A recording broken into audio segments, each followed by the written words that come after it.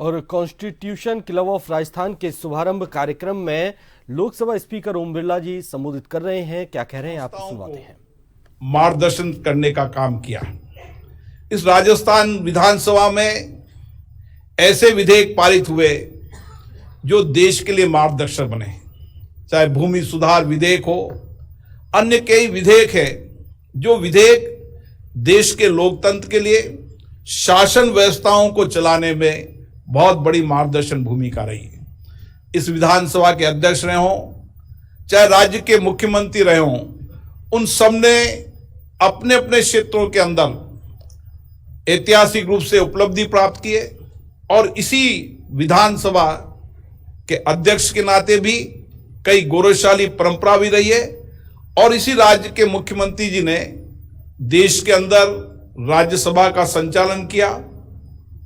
उपराष्ट्रपति पद पर उन्होंने उपराष्ट्रपति पद के रूप में संविधान की, संसद की मर्यादाओं को उच्च कोटि बनाने का काम किया। अभी भी हमारे उपराष्ट्रपति के रूप में माननीय जगदीश धनखड़ जी राज्यसभा का संचालन कर रहे हैं। और ये कॉन्स्टिट्यूशन क्लब की परिकल्पना जब की थी, जब 1947 के अंदर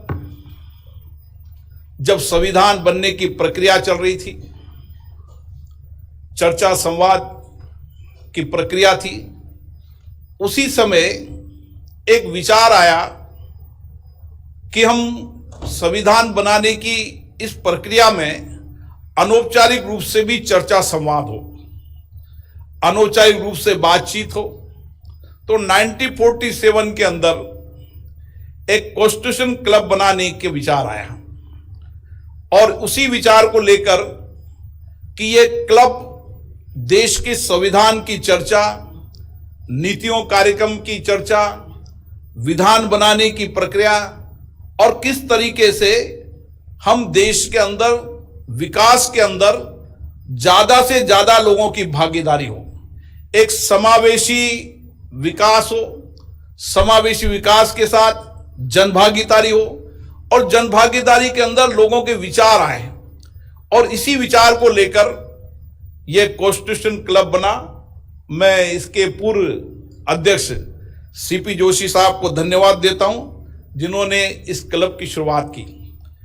सरकार आती है, बदलती है, निर्माण कार्य चलता है, लेकिन निर्माण कार्य चलने के बाद कोई भी सरकार है, किसी भी दल की सरकार है, लोकतंत्र में कोई स्थायी सरकार नहीं आती। जनपद के आधार पर परिवर्तन होते रहते हैं। तो कोई ये कहे कि मेरे द्वारा बनाया गया है, ये न्यायपूर्ण नहीं है। ये एक नियमित प्रक्रिया है जो चलती रहती है, बदलती रहती है। इसीलिए इस संविधान सदन के रूप में ये कॉन्स्टिट्यूशन क्लब बना है, इसका शुभारंभ हुआ है।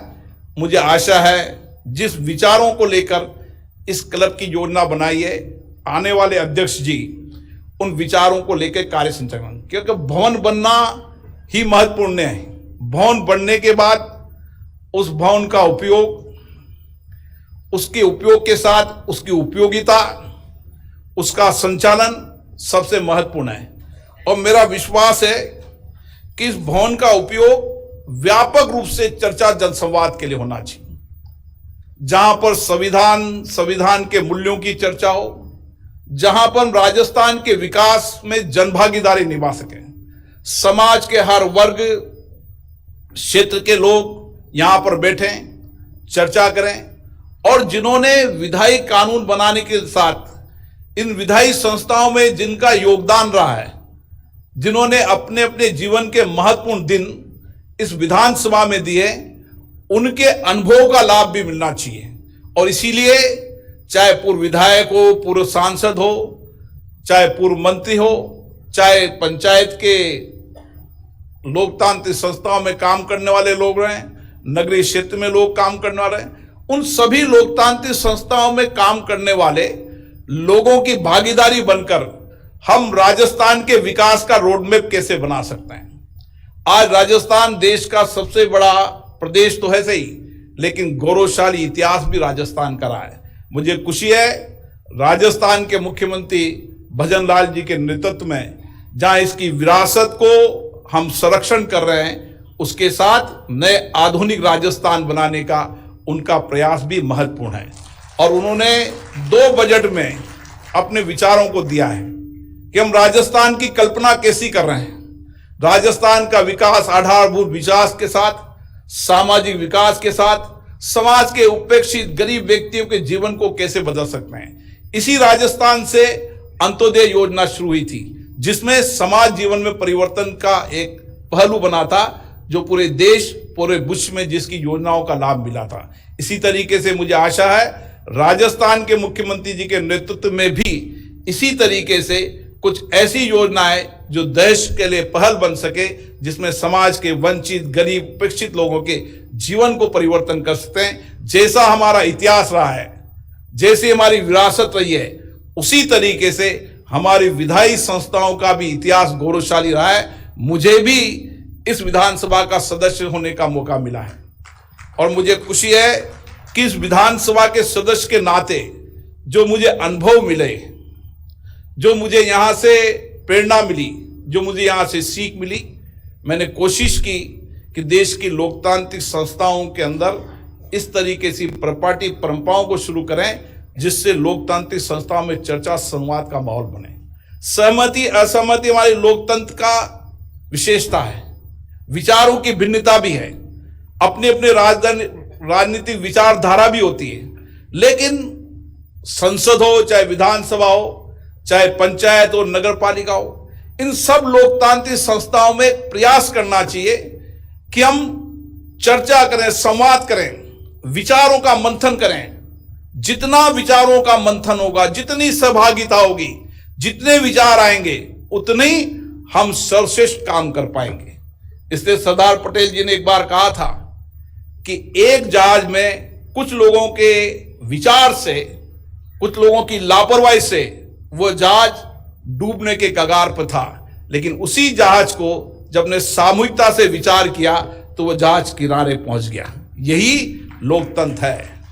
लोकतंत्र की ताकत कितनी बड़ी भारत के अंदर कि हमने 75 वर्ष की इस लोकतंत्र की यात्रा में इन्हीं संस्थाओं से हमें खुशी है कि पंचायत राज जैसी संस्थाओं का उदय भी राजस्थान से हुआ। इसलिए राजस्थान तो लोकतंत्र की सबसे बड़ी जननी है। हमारे राजा महाराजाओं के राज हुआ करते थे, उसमें भी लोकतंत्र हुआ करता था।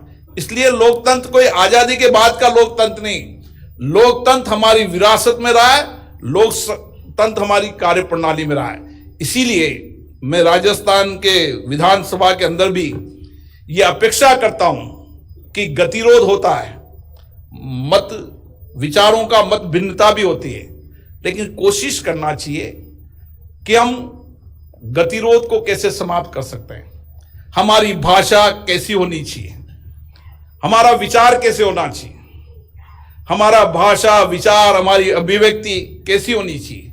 हमें जनता ने, 8 करोड़ जनता ने चुनकर भेजा है अपनी भावनाओं की अभिव्यक्ति करने के लिए, अपनी आकांक्षाओं की, अपनी कठिनाइयों की, अपनी चुनौतियों को समाधान करने के लिए। इसलिए मंच, ये विधानसभाएं इस काम के लिए होना चाहिए। व्यक्ति रूप से आरोप प्रत्यारोप के लिए विधानसभाएं लोकतंत्र के मंच नहीं होना चाहिए।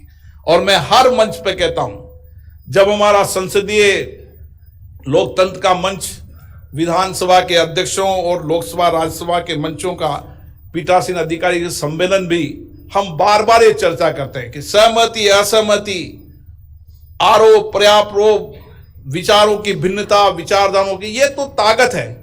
लेकिन आजकल विधानसभा में नियोजित तरीके से गतिरोध होने लगा, लोकसभा में नियोजित तरीके से गतिरोध होने लगा। सुबह आकर इस योजना से आना कि आज विधानसभा नहीं चलने दे, लोकसभा नहीं चलने दे, ये नियोजित तरीके का गतिरोध लोकतंत्र के लिए उचित नहीं है।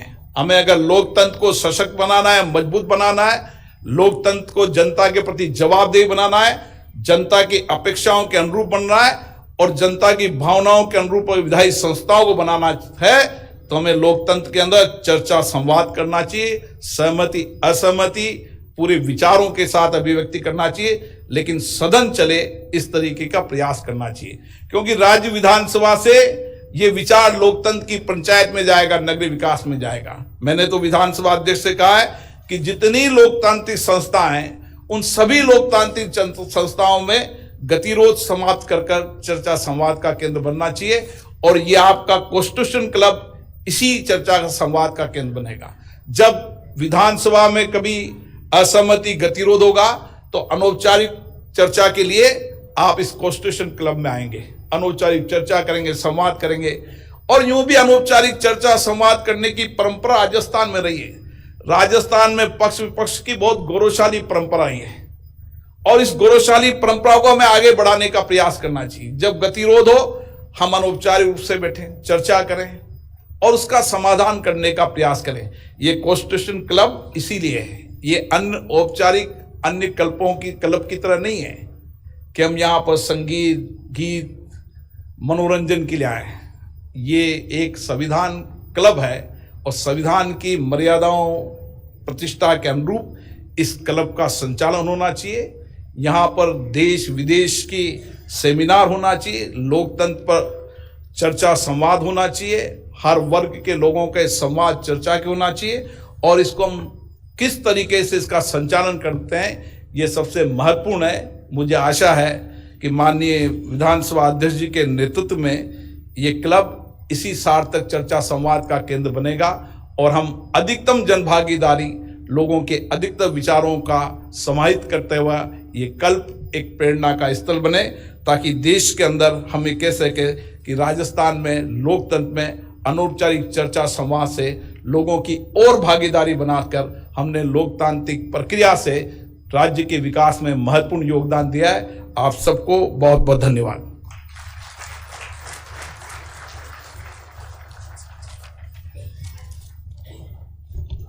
आपके प्रेरणादायी मार्गदर्शन